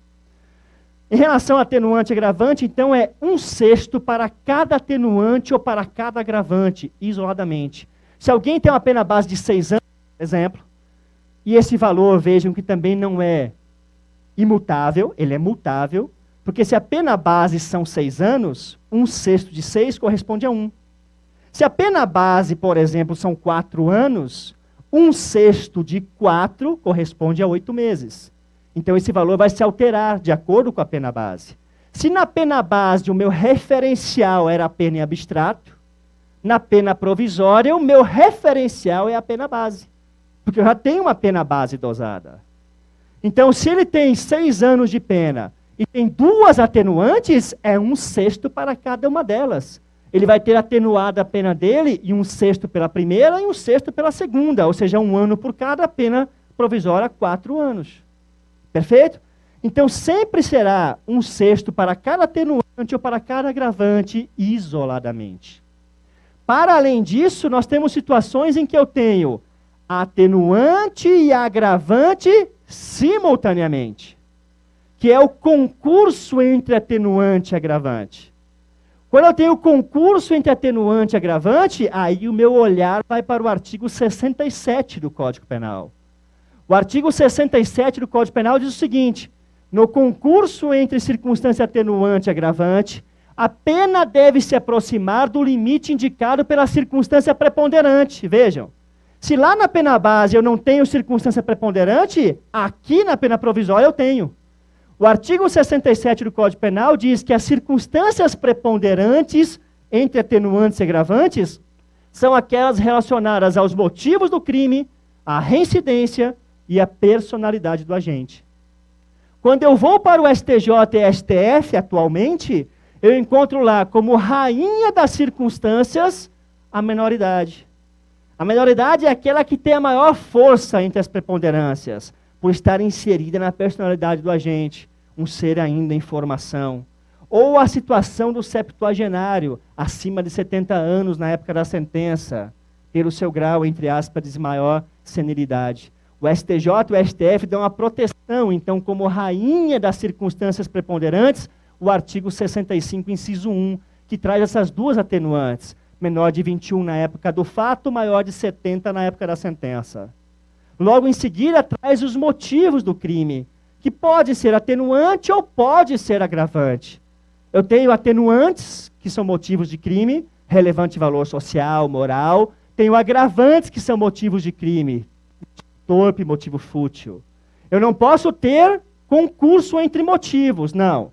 Um crime não pode ser ao mesmo tempo fútil e por relevante valor moral, nem torpe por relevante valor social. Ou é um ou é outro. O que eu estou dizendo é que motivo do crime, diversamente da menoridade septuagenário, motivo do crime pode ser ora atenuante, pode ser ora agravante. E em terceiro patamar de escala de preponderância, vem a reincidência e a confissão. A confissão com uma discussão que havia, uma briga entre STJ e STF, que se pacificou a partir do momento em que o STF trouxe essa questão como uma questão constitucional, como uma questão em repercussão geral, e pelo plenário do STF se entendeu que não era uma questão constitucional. Então, se o STF lavou as mãos e disse que a posição que vale é do STJ, o STJ equipara o terceiro grau de preponderância a confissão e a reincidência, entendendo que elas se equivalem, com exceção da multireincidência, porque a multireincidência prepondera sobre a confissão. Perfeito? Mas se a confissão é espontânea ou voluntária, se a reincidência é genérica ou específica, não faz diferença. Mas a multireincidência, sim, prepondera sobre a confissão. E essa é a posição hoje dos tribunais superiores. Só que aí, Ricardo, quando eu vejo isso, eu não encontro mais um sexto e nem poderia. E nem poderia. E quando você está falando de uma circunstância sozinha, seja ela atenuante ou agravante, ela tem força total, ela vale um sexto. Quando você fala de concurso de atenuante e agravante, você tem o choque. Você tem uma atenuante e uma agravante que se chocam. Existe uma vencedora e uma vencida. Uma é preponderante, a outra perde. Mas aquela que vence não tem mais a força total. E aí surge na jurisprudência o patamar de quê? 1/12. O que é 1/12? Nada mais é do que metade de um sexto. São sinônimos. Os tribunais estão dizendo o seguinte: aquela que é preponderante, que vai atenuar ou agravar a pena, não vai atenuar ou agravar a pena na força total, porque sozinha ela não está. Aquela que vem em sentido contrário, tira metade da força dela. Então ela vale somente metade, 1/12, ou metade de um sexto. Então, em verdade, quando nós olhamos para essa tabelinha do 67 do Código Penal, à luz da jurisprudência do STF, com essa preponderância, menoridade, septuagenário primeiro, motivos do crime segundo, confissão e reincidência terceiro, lógico que nós não resolvemos nem uma parcelinha pequena dos nossos casos, diante de tantos atenuantes e agravantes que nós temos. Porque aí surgem 4 situações distintas, entendam. Se eu tiver o concurso de menoridade e reincidência, quem é que vence? Menoridade, porque ela está no artigo 67. As duas estão no artigo 67 e eu já sei que a menoridade vence. Mas uma segunda hipótese, eu posso ter o quê? Uma atenuante ou agravante que está no 67 e uma que está fora. Se uma está dentro e uma está fora, por exemplo, menoridade e crime praticado contra criança. Menoridade é preponderante, está no 67, criança, agravante não. No choque de menoridade e crime praticado contra criança, quem é que vence? Aquela que é preponderante. Quem é? Menoridade, ela está no 67. Então, na segunda hipótese na primeira, quando eu tiver concurso entre duas que estão dentro do 67, a tabela de jurisprudência resolve. Quando tiver uma, a segunda hipótese, quando tiver uma dentro do 67 e uma fora, prepondera quem está dentro. Porque ela é preponderante de acordo com a dicção legal. Ricardo, qual é o patamar? Nada muda. 1/12, metade de um sexto. Os tribunais não fazem diferenciação. Eles só fazem um raciocínio para saber aquela que é preponderante, mas o valor é o mesmo. A terceira e quarta hipótese é quando eu tenho concurso de atenuante e agravante em que ambas estão fora do 67. Quando elas não estão, nenhuma delas no 67, o STJ e o STF, ao lançar um olhar para o artigo 67, vão dizer o seguinte, olha, as circunstâncias que estão como preponderância no artigo 67, todas elas têm natureza subjetiva. O que quer dizer subjetiva? Se Sadraque é acusado e eu sou acusado de um processo, ele confessa o crime e eu não, a atenuante é dele. Eu não tenho atenuante, não se comunica para mim. Se Sadraque e eu somos acusados num processo e eu sou reincidente e ele não, a agravante é minha, não se comunica para ele. Então, todas aquelas que são preponderantes no 67, elas são de natureza subjetiva. Perfeito? Razão pela qual, quando há o concurso entre duas que estão fora do 67, vai preponderar que tiver natureza subjetiva, porque a lei assim deu preponderância a ela. Então a terceira hipótese é atenuante subjetiva, agravante objetiva, prepondera atenuante. Atenuante objetiva, agravante subjetiva, prepondera agravante. E a quarta e última hipótese é quando elas estão fora do 67, com a mesma natureza. Aí os tribunais dizem, elas se neutralizam, elas se equivalem, elas se compensam. Atenuante objetiva, agravante objetiva. Atenuante subjetiva, agravante subjetiva. Não tem preponderância entre elas.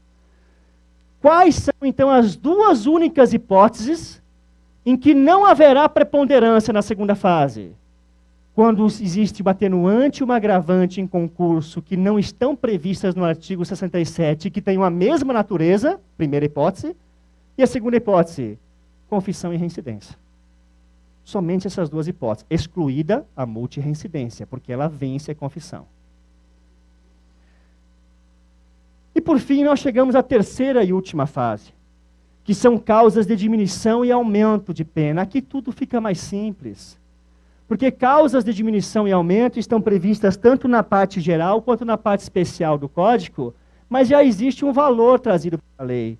Seja um patamar fracionário fixo, seja um patamar fracionário em intervalo mínimo e máximo. Mas a lei me dá o valor. É lógico que quando há um patamar fracionário que não seja fixo, o juiz, ao reconhecer aquela causa, tem que motivar o quantum. Isso é lógico. Porque se um crime, quando praticado com emprego de arma de fogo, tem um aumento de pena de 2/3, basta eu reconhecer que o crime foi praticado com emprego de arma de fogo, que o aumento é 2/3. Agora, se eu reconheço que um crime é tentado, a tentativa não é um valor fixo. É de 1/3 até 2/3.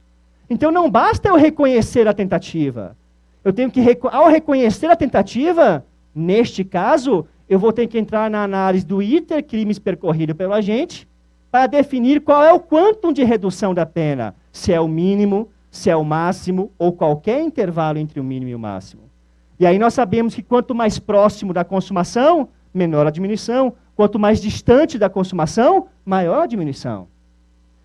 Mas aqui, o valor fracionário existe. A possibilidade de sair dos limites indicados pelo tipo também há.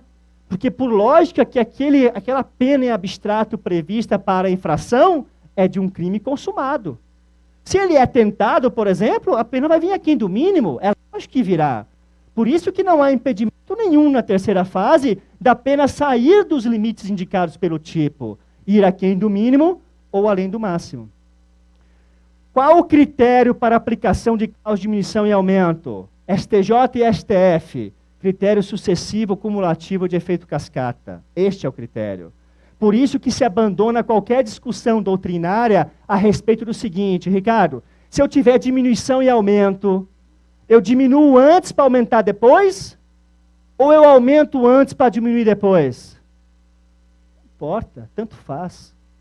Quando você fala de um critério sucessivo, cumulativo de efeito cascata, que é o critério trazido pelos tribunais superiores, se você fizer a operação correta, tanto faz diminuir antes e aumentar depois, ou aumentar antes e diminuir depois. O resultado sempre vai ser o mesmo. Em matemática existe uma propriedade chamada comutativa. Nós aprendemos logo no início, basilar de matemática, onde a ordem dos fatores não altera o produto, seja para adição, seja para multiplicação. 2 mais 3 são 5, 3 mais 2 são 5. 3 vezes 2 são 6, 2 vezes 3 são 6. Se eu tenho uma pena de 6 anos, por exemplo, tem uma diminuição de metade, um aumento de 1/3, vejam lá, 6 anos, se eu diminuo metade, começo diminuindo, se eu diminuo metade, dá 3. Do resultado dessa operação, ordem sucessiva, acumulativa, de efeito cascata, do resultado da operação se aplica a próxima causa. O aumento é 1/3, 1/3 de 3, pena final 4. Se eu inverter 6 anos, se eu aumentar 1/3 antes, aumento 2, vai para 8. Do resultado da operação, aplica a próxima causa, a diminuição de metade, pena final 4. A ordem dos fatores não altera o produto. Num sábado à noite que vocês não têm o que fazer, façam isso em casa. Peguem várias contas e façam isso. Vão ver que sempre o resultado é igual, desde que a operação seja feita correta. O ponto de referência aqui que se estabelece apenas é em relação ao parágrafo único do artigo 68. Porque o parágrafo único do artigo 68 do Código Penal diz que no concurso entre causas de diminuição de pena ou no concurso entre causas de aumento de pena, então vejam a dicção legal. No concurso entre causas de diminuição, diminuição mais diminuição. Ou no concurso entre causas de aumento, aumento mais aumento. Quando previstas na parte especial do Código, só na parte especial, o juiz pode, não deve, pode aplicar somente uma das causas, despreza as demais, a demais ou as demais. Porém, aquela que ele vai aplicar é a causa que mais aumente ou mais diminua a pena. Então é aquele caso, por exemplo, atualmente, de um roubo praticado em concurso de pessoas e com emprego de arma de fogo. Porque o roubo atualmente praticado por concurso de pessoas e com emprego de arma de fogo, nós vamos ter lá artigo 157, parágrafo 2º, inciso 2, que é uma causa de aumento de 1/3 até metade, combinado com o parágrafo 2º-A, inciso 1, que é uma causa de aumento de 2/3. Então eu tenho uma causa de aumento fixa para o emprego de arma de fogo, que é de 2/3, e tem uma outra causa de aumento em patamar variável, que é para o concurso de pessoas, que vai de 1/3 até metade. Eu tenho, então, aumento mais aumento previsto na parte especial do Código. Eu posso aplicar somente uma delas e não as duas. Posso. Não é uma obrigação, não é um dever legal. Se o juiz entender que a aplicação das duas leva a uma pena muito alta, que não seja proporcional ao crime praticado pelo agente, no que tange a gravidade em concreto, o juiz pode aplicar o 68 parágrafo único. E nessa hipótese, se ele aplica o 68 parágrafo único, obrigatoriamente, ele vai aplicar o aumento da causa, ele vai aplicar a causa que aumenta a pena pelo emprego de arma de fogo, que é a que mais aumenta, 2/3. Ele vai desprezar a outra. Mas se o juiz entender que, diante da gravidade em concreto, é necessária a aplicação das duas, ele afasta o 68 parágrafo único e aplica as duas causas. E isso é o caso concreto que vai demonstrar a necessidade de estabelecer aquela pena que é a mais justa, que melhor represente a reprovação pela conduta praticada pelo agente. Vejam apenas que quando eu estiver diante de causas de diminuição, quando o juiz aplica o 68 parágrafo único, ele está, em verdade, prejudicando o réu. Porque se o réu teria duas diminuições, ele passa a ter somente uma. Muito embora seja a que mais diminua, mas é somente uma. Ele perde a outra. Quando eu estou diante de causas de aumento e aplico o 68 parágrafo único, eu estou beneficiando o réu, ao contrário. Porque se ele teria dois aumentos, ele passa a ter somente um. Ricardo, eu tenho que fundamentar sempre nos dois casos? Lógico. Porque da mesma forma que o réu tem o direito de saber por que motivo você o prejudicou, excluindo uma causa de diminuição de pena, a acusação, pública ou privada, o assistente de acusação também tem o direito de saber por que motivo você o beneficiou, excluindo uma causa de aumento. As razões de motivação, pelo princípio da paridade de armas, tem que ser nos dois sentidos. E aqui você vai alcançar a pena em definitivo para o crime. Esta pena definitiva, que é resultado do sistema trifásico, vejam, que pena definitiva é esta? Esta pena definitiva, quando você sai do sistema trifásico, é a pena definitiva do réu? É a pena definitiva do crime? Ou é a pena definitiva do crime e do réu? Que pena definitiva é essa? Eu posso afirmar sempre que a pena definitiva é do crime. Mas eu nem sempre poderei afirmar, não poderei afirmar sempre que essa pena definitiva seja do réu. Por quê? Porque esta pena definitiva que sai do sistema trifásico sempre será a pena definitiva para o crime. Porém, se ele foi condenado por 2 ou mais crimes, eu terei a pena definitiva para cada crime, mas não terei a pena definitiva do réu ainda. Porque para chegar à pena definitiva dele, eu vou ter que chamar o quê? Alguma das espécies de concurso de crimes. ou concurso formal, ou crime continuado, ou concurso formal, crime continuado, ou continuidade delitiva. Concurso formal, concurso material e continuidade delitiva não integram o sistema trifásico de dosimetria da pena. Gravem isso. Concurso formal, concurso material e continuidade delitiva não integram o sistema trifásico de aplicação da pena. Concurso formal, concurso material e continuidade delitiva só são chamados à aplicação quando aquele condenado teve 2 ou mais sanções penais para se chegar à pena definitiva dele. Mas o sistema de dosimetria da pena se encerra com as causas de diminuição e aumento, onde eu chego à pena definitiva para os crimes ou para o crime. Aquela pena definitiva do sistema trifásico de dosimetria da pena só se confundirá sendo a pena do crime do réu se ele foi condenado por um único crime. Aí é a mesma. Senão, não. Senão, não.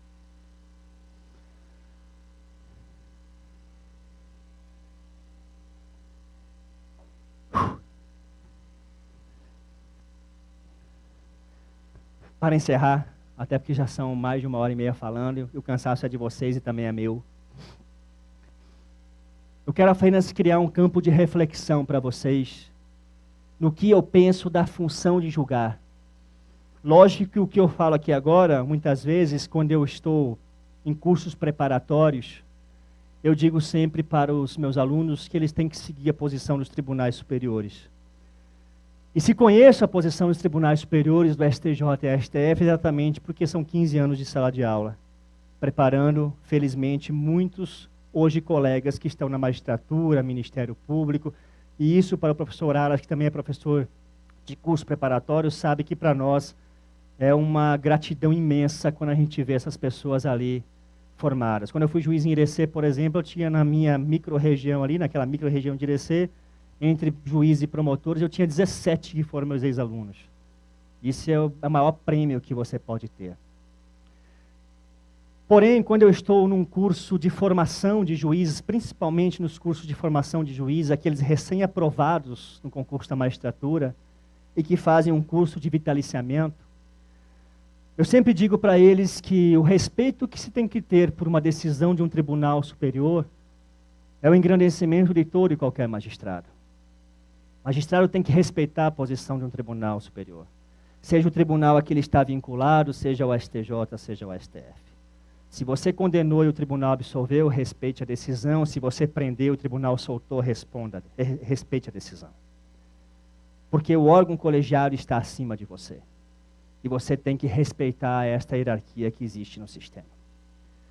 Porém, eu complemento dizendo para eles apenas que agora, quando vocês estão na função judicante, o respeito deve existir, mas a submissão a esse entendimento, sem nenhuma reflexão para os seus demais julgados, é verdadeira vergonha da toga.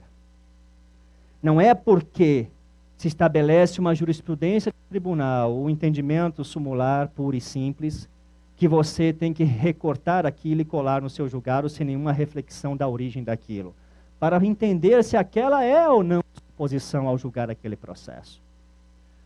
Quando eu falo da súmula 231, por exemplo, que eu me referi que falaria no final, que é uma súmula que particularmente eu não aplico em meus julgados, a súmula 231, que impede que na segunda fase a pena saia dos limites indicados pelo tipo, quando você vai estudar ela, você vê que a origem dela não é num sistema trifásico.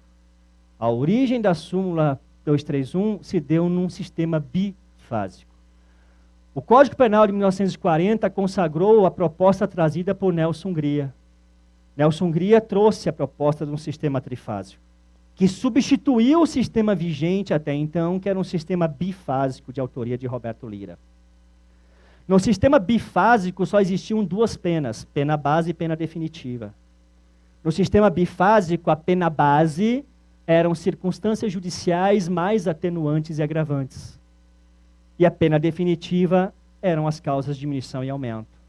O que o legislador fez com a proposta de Nelson Gria, consagrando no artigo 68 caput? Ele fez uma cisão na primeira fase. Atenuante e agravante que antes formavam a pena base, passaram para uma segunda fase. A pena base agora é tão somente em circunstâncias judiciais. Atenuante e agravante agora é uma segunda fase, própria, distinta. E a terceira e última fase continua sendo da pena definitiva, agora também com causa de diminuição e aumento.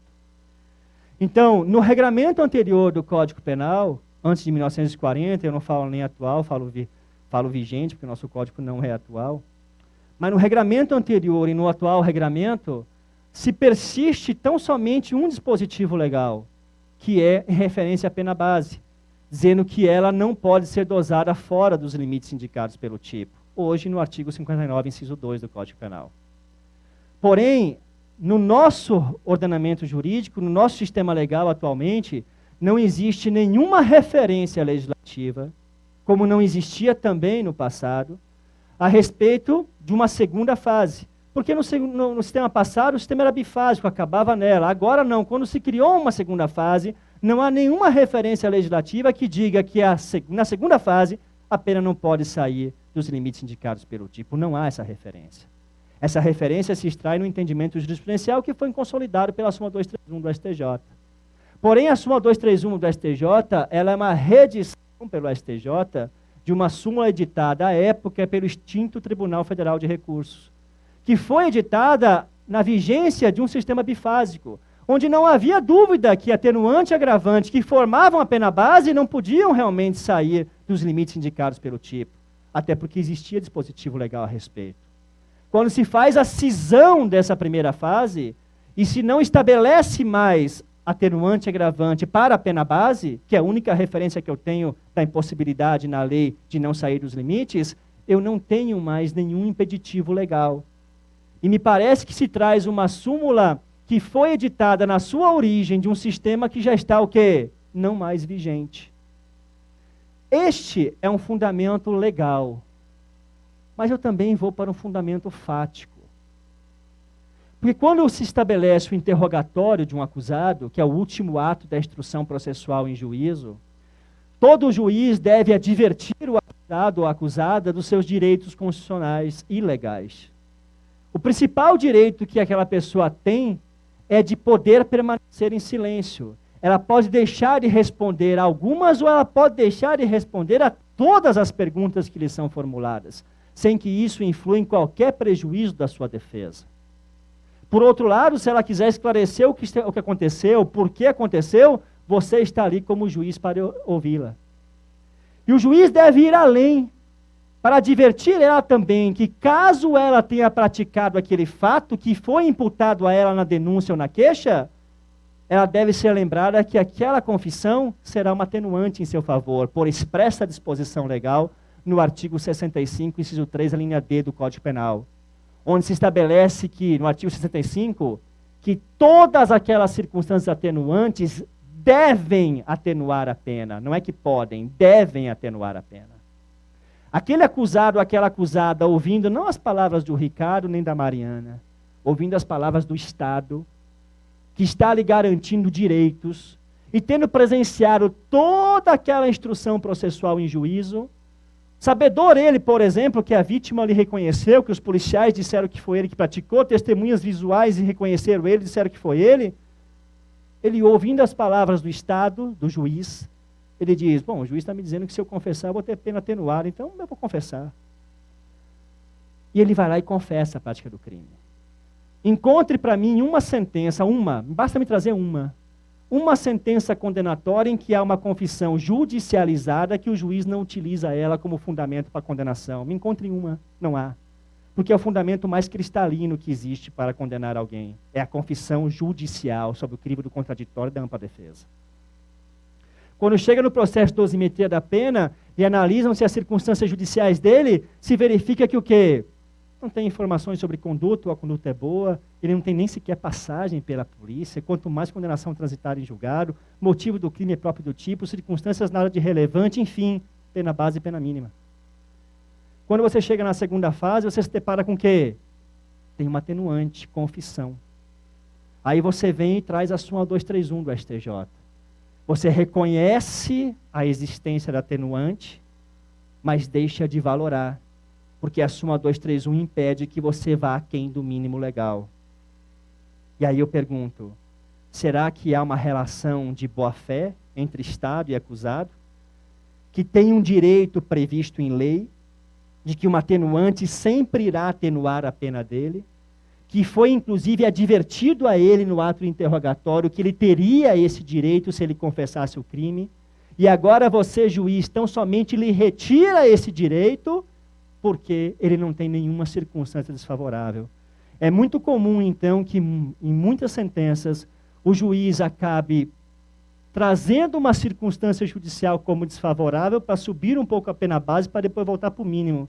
Só que esse ato de elevar a pena base, na grande maioria das vezes, é um ato não discricionário, mas sim arbitrário, porque não tem fundamento algum para que isso acontecesse, mas tão somente para aplicar aquilo que lhe é um direito, que é a atenuação da pena.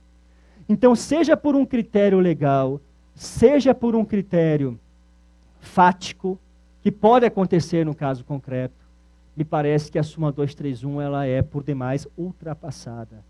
E digo isso que ela é ultrapassada tanto para vir aquém do mínimo, quanto ir para além do máximo. Não tem problema nenhum em relação a isso. Não vejo nenhum óbice que na segunda fase eu saia dos limites, assim como acontece na terceira fase.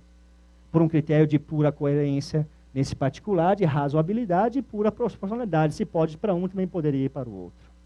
Mas isso apenas num campo de reflexão, para que os senhores, enquanto operadores de direito, muitos desembargadores, magistrados, outros quiçá que serão no futuro e tiverem a posição de julgar, alguns assessores, e estou vendo muitos aqui presentes, desembargadores e magistrados, que podem atuar sempre na reflexão e tentativa de debater isso, não digo mudar o entendimento, mas debater e refletir sobre isso.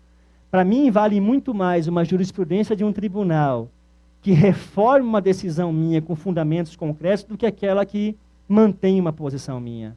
Porque quando eu tenho uma decisão que reforma uma decisão minha e me traz um campo de reflexão diverso, pontos diversos de fundamentação, isso me causa um pensar. E não quer dizer que eu vou mudar minha posição, não. Mas aquilo vale muito para mim, porque juridicamente vale muito mais do que aquela que mantém, então somente você sabe que aquela posição sua foi a vencedora. Mas o que eu quero trazer para vocês sobre isso, eu iniciei nesse momento falando sobre 2 julgados do STF, e falei do dinamismo do direito penal.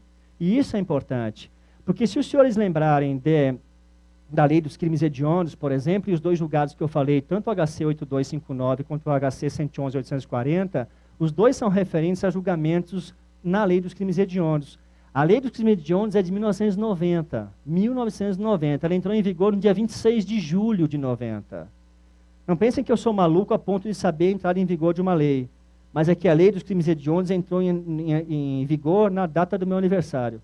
Por isso que eu sei. 26 de julho de 90. Quando a lei entrou em vigor, trouxe um regime prisional diferenciado. Qual foi o regime? Integralmente fechado. Integralmente fechado. Não existia esse regime em nosso sistema jurídico. O STF, em inúmeras decisões, proclamou que esse regime era constitucional. A doutrina massacrava o STF.